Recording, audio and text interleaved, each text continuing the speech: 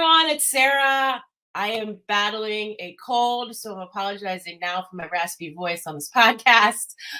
Thanks for hanging with me, but I'm so excited to have my guest today. I did not want to cancel on Valerie because she's going to talk about horses, and I was just doing some research, and what she does is so wonderful. So I'm excited to get to her in a second. Presenting sponsors, you're up. Thank you so much to Unmuzzled's presenting sponsors. K9 Cruise is the place to take your pet. They offer dog and cat boarding, dog daycare, pet retail, and mindful day school. With over 12,000 square feet of indoor space and a spacious yard, they are the one-stop shop for professional pet care in Chicago. Bark Pouch makes mess-free lickable treats for a delightful time with your dogs. Reward good greetings, treat calm table manners, or enjoy a quiet walk together with their easy-to-use pouch. With 5 irresistible, all human-grade recipes in 2 sizes, even picky pups find a favorite. One gentle squeeze and a quick lick of Bark Pouch dog treats, and you'll enjoy amazing attention, even when you're wearing gloves. Kiki's Corner Natural Pet Foods in downtown Woodfield, Illinois, just a block south of CDH Hospital and the railroad tracks. Kiki's has all your food and health aid needs for dogs and cats. Kiki's Corner for a healthy, happy pet. Thank you, sponsors. I really appreciate it. So I'm gonna let's bring in Valerie. Hi, Valerie. Thank you so much for joining me. Thanks for having us. Yes, I was looking at your website, and from my experience with horses, which is very little, they're just magical. And I feel like once you meet one and get to know one or many, you kind of are sucked in, and you just want to be around them more. So reading yeah, right. So did you? I want to get into how this all started with Sarge and everything. But did you grow up with animals and horses? Yeah, so I kind of mooched. I had friends that had horses growing up. So I had friends that had horses when we were growing up, and so I used their horses. I didn't own my own horse until about, I think it's been 4 years now.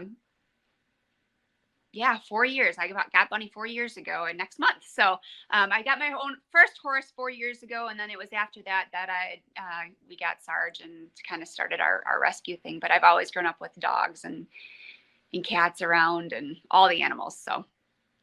Yes, so please tell us, because I love the story. And looking at your website, I like you kind of took out your core values, which I love. So I just wanted to read them: love, trust, patience, honesty, loyalty, inspiration. That's awesome. Reading that on your website was so cool. But this all started when you saw, I think, a post or a plea for a horse that was going to slaughter the next day. So tell us the story of number 1664, as he was known then. Yeah, so Sarge, as he is now known, or Sergeant Trooper is his full name. So I had Bunny for about, it was 2021, so I had Bunny for about a year and a half, and I was looking for a second horse. My kids like riding. It's not fun to ride by yourself, so we were in the market for a second horse, and I was on Facebook searching kill pens because well, maybe I'll save one. I've saved dogs in the past from rescues, and so I was well, maybe we'll just save one. And an ad popped up for this horse, and he just looked pitiful. He was skin and bones. He was skinny. He was little. So the post, all it said was that it was a yearling, and it was a kill pen. So you have a week. He's got a week here, and then he's gone. So saw his picture, and I sent it to a friend, and the friend was like, "You got to save him." I was like, "Yeah, I think I'm going to." He goes, "No, I'm Venmoing you the money right now. Go save this horse, but you can't ask your husband." I was like, "Okay." So my husband comes home, and I was like, "Hey, babe, how's your day?" He's like, "Hey, babe, what'd you do?" It's I may or may not have rescued a baby horse out of a kill pen that I have to go pick up in Louisiana on Thursday. He's like, "Okay, what are we going to do with this horse?" "I don't know. We'll figure it out." So The process of actually getting him was awful. The place that I went to, so I drove by myself to go get this horse, the sad horse. His eyes are what drew me to him. He just had the saddest, kindest, softest eyes. And so with that in mind, I go by myself. I drive from the Panhandle in Florida, where we were stationed for the military, up to Louisiana, Bastrop, Louisiana. And it was the day after Hurricane Ida had gone through. So normally you'd be able to go down and up. Well, because of the hurricane hitting the way that it did, like, it was a mess. So I had to go up and over, which took an extra like hour and a half. So make this trip, go get this horse. The facility is exactly how you would have pictured it. It was fence panels, like round pen panels, so metal gates essentially, and a roof over them. And they were in rough shape. There was a lot of them. They had food and water, but it wasn't like, we manage our herds to make sure our horses are being safe and not being like kicked out so that they're not getting the food and whatnot. And it was a mess. So I go pick him up, and it's a nightmare. Long story short, we didn't have what we needed to get him on base. So I luckily have a really good friend in Florida that her dad had property that was secluded. Like, there was no other horses on the property. So we took him there because he needed to quarantine, because in the kill pens, they're exposed to all the diseases. So he allowed us to quarantine on his property for about a week until we got what we needed to get him on base. So got him on base. And I've got 2 kids, and I'm like, we don't know. He's not like our horse Bunny. Like, I don't know if he's going to like kids. I don't know if he likes dogs. I don't know if he's going to be friendly. I don't know if he's going to be scared. And when horses are scared, they're dangerous. So you're not allowed to go in by him. You can't touch him unless we're around, like, strict rules, right? So my son and my husband and my daughter walk up to the fence, and he's like immediately curious about them. And he's slow, he's gentle. And he, from that day on, has been amazing. So about a month after we had, I was like, how did this, everything, he just takes it in stride. And I'm like, how did this horse end up in a kill pen in this? He was supposed to ship to slaughter the next day. And so I called up my best friend, Heather, who also grew up with horses, and she had her own horse growing up. So she has a little bit more horse owning experience than I did. I was like, want to start a rescue? She's like, sure. How? I was like, I don't know. We'll figure it out. So, excuse me, that week we started the process of becoming a 501c3 and figuring it out, and kind of went from there. I love that. And here's the thing, I have a foundation for animals with cancer, and it takes like one dog, one animal, one something, whether it's a human organization or an animal organization, that kind of launches you into the nonprofit world. And I always say, like, had I known in 2016 where I would be today with it, I'm not sure I would do it. It's really, really hard sometimes, especially dealing with cancer in animals. But also what happens is, instead of dealing with the animals all the time, unfortunately, you have to deal with people too, which is good and bad, but I always wanted to help the animals, and, in the process, you help people too. But take us to how, because I really like to educate our listeners here. How do these horses end up in kill pens, and why is their timeline so short once they get there? It comes down to cost, all of it. The reason they end up there, it depends on the horse and the situation. They can end up there for any number of reasons. One being if they've got health issues that their owners can't manage or pay for. If they have injuries, like, for example, if a horse, the Amish, they get horses, and those are they use the horses for working. So if their horse can't work, they're spending money on something that's not helping them. They can't do that. So they'll send them to auction. Most horses that end up in the slaughter pipeline don't sell in auction. So if they don't sell in auction, they go to these kill pens, and the kill pens essentially give them like a week, because it costs money. It costs money to feed them. Horses in those facilities, they get sick.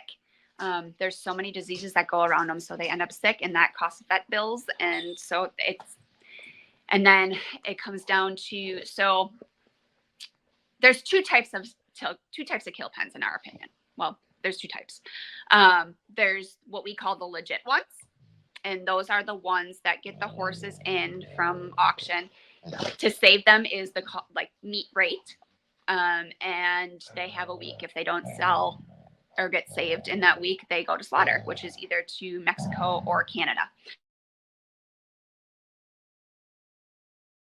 There's the ones that aren't what I call legit. They are the ones that go to these auctions, buy the skinniest horses that they can, and the saddest looking ones, the injured ones, the ones that will rip at people's heartstrings, and people will want to save them. And they will take those in, list them as you have a week to save them, and if not, they're going to slaughter. And a lot of people charge.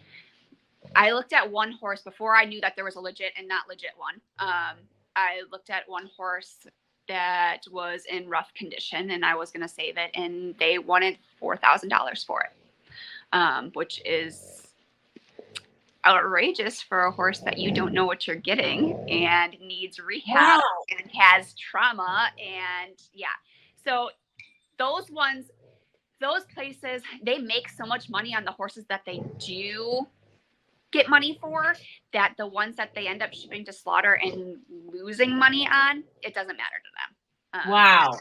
They're still making out. So we work with the kill pens that charge meat rate, that aren't making huge profits off these horses, the ones that really do need saving. And the thing about the non-legit ones is they're very tricky with their words. They'll say they're going to ship, but they don't say where they're shipping to. Are they shipping to slaughter, or are they shipping to another place that they're partnered with? Got you. Don't know. So we work with the ones that charge about meat rate. And so we don't save a lot. We're a very small operation, but the ones that we can, we do. Yeah, so that's what I wanted you to kind of explain to me too. So you're obviously a nonprofit. Mm-hmm. People can foster the horses, they can adopt them too. Yep. Which is so great. Is it similar to like adopting a dog? Like how does it work? Yeah, so I'm not sure. I'm not 100% on every organization, but our organization, we pride ourselves on matching the horse with the right family. So horses are some of the horses that end up in the pipeline are because of behavioral issues, whether they were not started properly and then are sold, and then because they're not started properly, they've got behavior issues, and they're marketed as kids safe, and your kids safe versus my kids safe are very different. I've seen 9-year-old kids that can ride better than I can. It's one of those, it's just one of those marketing things that people don't really, I don't know. It is what it is. So if they're marketed wrong and they're not really kid safe, and somebody's buying a horse for their kid, well, then that's not going to work. So then they need to rehome it. And then by rehoming it, they're losing trust issues. So they end up with all this trauma and behavior issues. And so our goal is to keep that from happening. So our process is, if you fill out a application,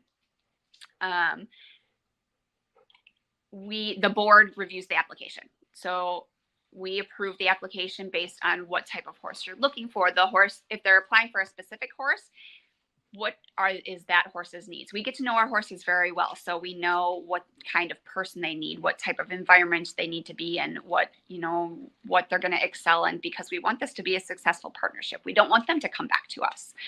We want them to be there forever. So if somebody applies and it's not a good fit, we're like, hey, this one's not a good match, but if we have another one that is a good match, we might suggest that one. And we make that very clear in our application too. So once you apply, once your application is approved, then you have to come meet the horse. And that meeting is just as important as the application, because we want it to be a good fit. If there's not a connection, which connections happen, they happen really quickly. For example, the second horse that we rescued, Ranger. He's the Appaloosa in the one picture with the 3 horses. So when we got him in, the one on the right there. So when we got him in, we were told he was a 4-year-old, and he was not. He was about, I want to say he was 7 years old when we got him in. So we got him in, started working with him. He was terrified of everything. Like, everything was a challenge to work through. He was nervous. And we don't know his history, so we don't know why. So we just started working with him. We were told he was broke to ride, so we tried to get a leg over on him. He did not allow it. He bucked us off a good number of times. So after working with him for a while, there was one day that I was riding him. So I'd gotten on, and we were past the point where he would let us get on, and he was okay with it. Got on, and he reared up. So he went up on his front legs in the air, and I was okay. And then he went up higher, and I tried to bail and it did not go well. He ended up landing on me with his back feet, and I got up and I was like, I don't know what we're doing, but we're not doing it that way anymore. So took a different approach to it. One of the trainers that we follow, Ryan Rose, he's local in Wisconsin. He also goes down to Florida, I think, over the winter months, but he's a fantastic trainer that you can follow if you're a horse person and you want training tips, becoming one of his Patreon members. He's got training videos. He's fantastic with problem horses. So start taking his approach to training Ranger. And so we had Ranger a total of a year. And by the end of that year, he was doing much better. We were able to ride him. He was doing well. We figured it was time for him to be adopted. He was ready. So listed him as a project because he's not finished. He did still need work. And we had quite a few applications for him. So 2 of those applications got approved. And the one girl's like, how are you going to choose? If we're both coming to meet him, how are you going to choose? I said, I'm not going to choose. He's going to choose. And she's like, he chooses. Like, he will choose. He will tell us. So fast forward a week, and people come out to meet him. So that particular person was first, and there was no red flags. Like, it would have been fine. He would have done great. They would have succeeded. No doubt in my mind. But then the second person came, and because of his history, I did not think he was a kid horse. And one of the applications, it was for their 11-year-old daughter. And I told him, I said, I don't know that this is going to be a good fit. I said, while he is gentle and he does like kids because he loves my kids, I would not call him a kid's horse yet. She's like, my daughter does training. She seems to train a lot like you. I think it's going to be a good fit. Can we just come meet him? Okay. So we approved the application. They came second in that day and came and met them. And so I got on him first to show him how we were riding. And then the sister that would be training on him got on him, and he was nice and relaxed, just like he was with the first person. And then the girl that he was for, her name is Addie. Addie says, will you give me a pony ride on him? Sister says, yeah. So gets on, walks her around, and he's relaxed. He's doing fantastic. And then she's like, okay, I'm ready to ride him by myself. And me, I'm nervous as all get up. I was like, you signed the waiver. Like, I don't know how this, like, again, I don't think he's a kid's horse. He was lovely. He was relaxed. He was responsive. He did so good. And then she got off and she said, can I play with him on the ground? And that made my heart happy because he loved working at Liberty. So when you're essentially playing with the horse on the ground, they interact with you and they're free to move however they want. They can stay close to you. They can move away from you. Like, it's the most fulfilling training you can do. So they start playing with him on the ground, and he's running around with them, having fun. You can tell he's having fun. And then he stops and he kind of kicks at the older sister and runs up to the younger girl, Addie, and like stops there and like snuggles her, like, you're my person. I was like, he chose. He definitely chose. And they're doing wonderful. So they're doing barrels and succeeding. And like, they're like, he's the best horse we've ever encountered. I'm like, I know. That's such a good story, and it just proves that they do pick. They they definitely choose their person, which is why it's important for them to come meet them and see if there's even a connection. If there's no connection with the horse, it makes everything more difficult. So Yeah, right. So from like I said, yeah, like I said in the beginning, they are so healing, which brings me to your Healing Connections program, which is just amazing. I mean, and I know that you've seen it time and again, a child that might be really struggling, emotionally or at school, and then bringing them together with a horse. So tell us about that program, because it really is one of the best things you do. So it's for children and adults. Adults benefit from it just as much as the kids do. So the idea behind this, so when we started the rescue, like I knew I wanted to rescue horses. But then we decided to bring in the healing aspect. And that is honestly started because of my son. So my son, he's high energy, like real high energy, like probably has ADHD. But whenever he was around our horse Bunny, it was like flipping a switch. He was calm. She was calm. Like she provided the energy that he needed, or the relaxation that he needed to relax. And it blew my mind. So we decided, while horses are awaiting adoption, we want them to be able to provide that connection and that level of healing for people. But it's not just for the people. Horses are healing the people, and the people are healing the horses. Like it's working on both levels because they're learning to trust. Both parties learn to trust. Both parties learn to connect. I ended up doing a course through Natural Lifemanship. It's kind of for horse people, it's like EGALA, PATH, and Christian based all in one. And it's trauma informed therapy. So while I'm not a therapist, I don't provide like past healing. We can talk about today and we can talk about tomorrow. We just don't go into the past stuff. So people will come out and we work on the ground mostly. Honestly, riding is not a requirement. They provide healing just to being around them. They feed off our energy, and that energy can tell us a lot. There was the first person that I started helping was a friend of the family, and she was going through a rough season. And I was talking to the parents. I was like, why don't you bring her out? Just bring her out to be around the horses and we'll see what happens. So she came out and loved it. And so we spent time just grooming, because that rhythm and that connection is just relaxing on both parties. And then she wanted to ride. So I said, yeah. So for riding at that point, I was using only Bunny because Sarge he was too little. We don't start our training too early because their bones do not stop fusing.